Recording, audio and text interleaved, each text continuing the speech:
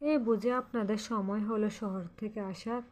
শহরে থাকলে আপনারা কেমন জানি হয়ে যান, গ্রামের কথা একদমই মনে পড়ে না। আর আমার আর মিনির সারাক্ষণে আপনাদের কথা মনে পড়ে। আপনারা কেমন জানি হয়ে যান শহরে গেলে। ইট পাথরের শহরে কিভাবে থাকেন, আমাদের তো একটুও মন টেকে না।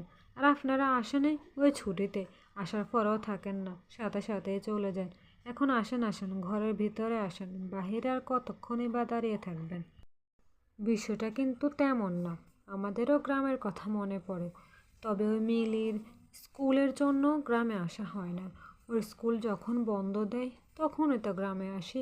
এ তো এখন বন্ধ দিয়েছে, সেজন্যই গ্রামে আসা হলো। আপনারা তেমন কিছু মনে করবেন না, আমরা এমনই।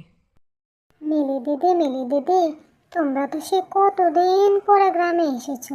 তুমি আমার সাথে চলো আমাদের মাঠ দেখতে। আমাদের মাঠ খুব সুন্দর, কত বড় মাঠ, কতগুলো গাছ আছে। তুমি আমার সাথে চলো, তোমার সাথে আমি মাঠে খেলা করব। তাড়াতাড়ি চলো না মিলি দিদি, সন্ধ্যা হয়ে যাবে। সন্ধ্যা হয়ে গেলে আবার আসতে ভয় করবে। আমার সাথে এক্ষুনি চলো।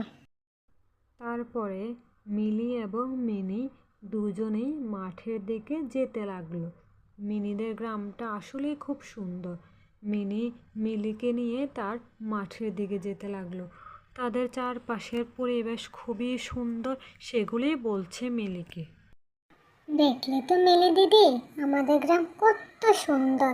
আমাদের গ্রামের চারপাশে কত সুন্দর খোলামেলা জায়গা আছে, গাছ আছে, নদী আছে, ঘর আছে, খেয়ার আছে। তোমাদের এখানে কি এগুলো আছে? শহরে তো ইট পাথর ছাড়া কিছুই নেই। বাহ মিনি, তোদের মাঠ তো আসলেই খুব সুন্দর। মাঠে কত সুন্দর ঘাস, কত বড় মাঠ, কি সুন্দর গাছ, চারদিকে যেন সবুজ আর সবুজ। এই না হলে আমাদের সবুজ শ্যামলী বাংলাদেশ। কে রে তোরা বাঁচা, তোরা এখানে ভর দুপুরে কি করছিস? এই জায়গাটা কিন্তু একদমই ভালো না। তোরা এক্ষুনি এখান থেকে চলে যা, তা না হলে যে তোদের কপালে বড্ড বড় বিপদ আছে।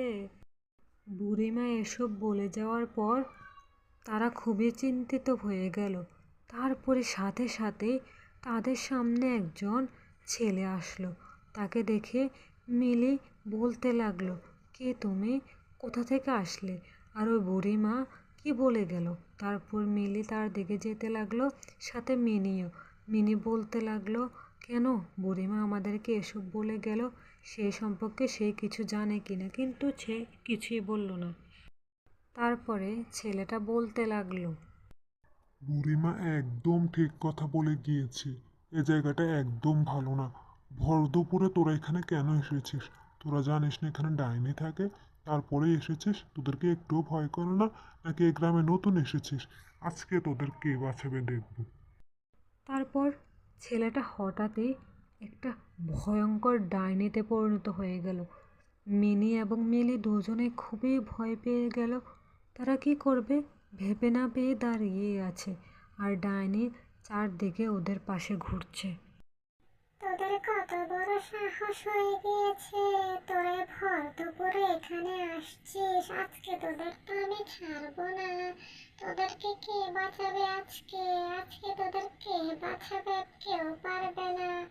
আমার হাত থেকে তোদের রক্ষে নেই। আজকে তোদের দোনোটাকে আমি কচমুটিয়ে খাবো। তোরা ভুল জায়গায় চলে এসেছিস। তোদের কি হবে এখন? তোদের দোনোটাকে খাবো আমি।